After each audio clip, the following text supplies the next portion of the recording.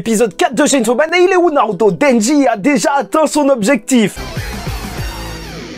Mesdames et messieurs, ici Chaz et on se retrouve aujourd'hui pour la review de l'épisode 4 de Chainsaw Man, un épisode qui est juste magnifique. Déjà, il faut dire les choses. En vrai, en termes d'animation, t'as tellement de choses différentes, des points de vue subjectifs, des plans larges, des plans plus resserrés, des combats juste fous, et même une préparation de café. Je t'avoue, j'ai traîné sur les forums, il s'est passé quoi? Les gens ne parlaient que de café. Au final, ils se disaient, ouais, mais comment on fait un café aussi bon? Est-ce que c'est si bon que ça? Est-ce qu'il faut acheter des graines? Je sais pas. Wow! Qu'est-ce qui se passe? Chainsaw Man, c'est une dinguerie, et voilà, encore une fois, cet épisode nous le prouve. Après un épisode 3 dont j'ai pas fait la review, mais en gros, qui, pour moi, parlait de l'obéissance, et c'est là que je trouvais ça intéressant, déjà, avec Denji et Power, qui, dès le début, en fait, obéissaient à Makima, qui, elle-même, justement, travaille en quelque sorte, en fait, pour le Japon, enfin, pour des gens du gouvernement, où tu les voyais parler de la Russie et tout, voir que, en fait, vraiment, les démons, c'est un enjeu international, en fait, en termes d'armes, même, pour les pays, et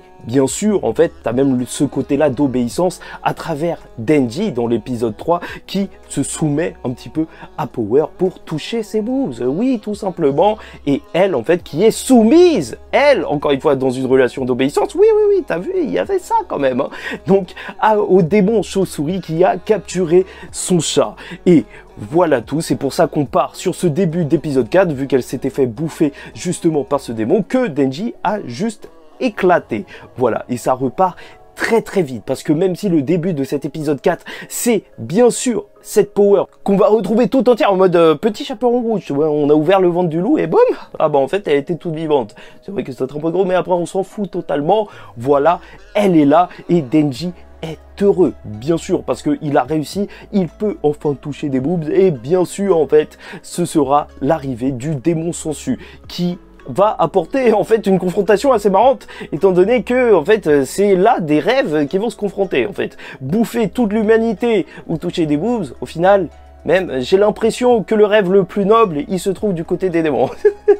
Sincèrement, Denji c'est juste n'importe quoi, et son combat, tout ce qu'il va donner justement pour atteindre cet objectif, au final, c'est beau dans un certain sens. Il est vraiment motivé, et bien sûr il va être sauvé par Aki, et donc une équipe avec plein d'autres Devil Hunters. Et il y a Kobeni, oui.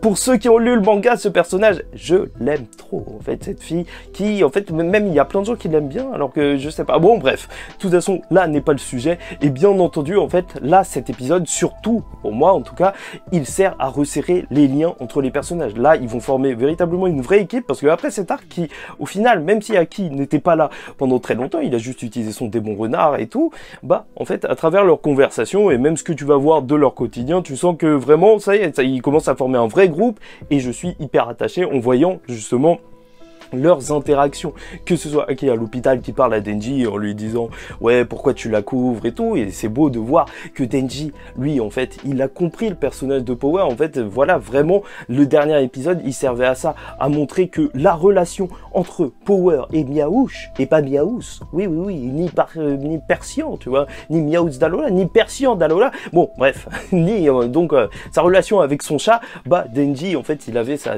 même relation avec Pochita, en fait, un amour inconditionnel qu'il avait donc pour son animal, et rien que pour ça en fait ça permet de se rapprocher des gens. Et de toute façon je trouve ça assez classique, fort efficace dans une série, je vais pas te mentir, tu vois, à chaque fois, si tu veux bien aimer un personnage, il suffit qu'il ait un chien ou un truc comme ça marche, tu vois. Les gens comme moi, en tout cas, ça marche très très bien. Je sais pas pour vous. D'ailleurs, n'hésitez pas à disliker la vidéo si ça ne vous a pas plu, même si je n'ai pas de chien. Et vous abonner, oui, pourquoi pas. Et donc, on en apprend un peu plus sur les capacités de Aki, qui sont donc, en fait, de pouvoir invoquer ce démon renard, donc mais en l'échange de quelque chose, parce que les démons veulent juste tuer des humains, et ils sacrifient donc sa peau là pour l'invoquer, pour avoir combattu Denji. Oui, c'est un homme tronçonneuse, ok, il a un cœur de démon, et Power est une possédée. Normalement, c'est un démon, mais voilà, elle va être libérée vu que Denji va la couvrir. Et scène rajoutée qui, je trouve, est super intéressante à voir, c'est Aki qui va faire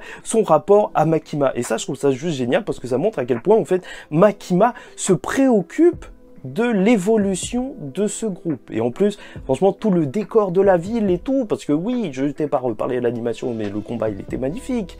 Mais bien sûr, en fait, même juste ça, cette ambiance de ville nocturne, alors que, bien sûr, en fait, cette adaptation, elle pose le choix du réalisme. C'est juste parfait, c'est juste magnifique avec la séquence d'ensuite où tu le vois préparer son petit-déj. Mais c'était tellement beau. Franchement, je pourrais passer en vrai des heures à regarder un animé juste comme ça, tout aussi propre. Ça se voit que Mappa, ils ont flex et tout pour montrer, ouais, tout, on peut faire des animés de fou. Regardez notre animation de fou. Et j'avoue, elle était juste magnifique. Ce petit coup de dentifrice, ce petit café. Non, franchement, c'était beau. En plus, ce côté ordonné qui va au contraire, en fait, du côté de Denji qui est complètement explosif, qui va dans tous les sens, qui met des miettes partout. C'est juste parfait. Avec l'arrivée de Power, là, tu sors la maison, c'est dur, c'est dur. Et retenons juste une chose par rapport au personnage de Power. C'est pour ça que j'ai jamais compris les gens qui avaient un délire bizarre avec Power et tout en mode waifu.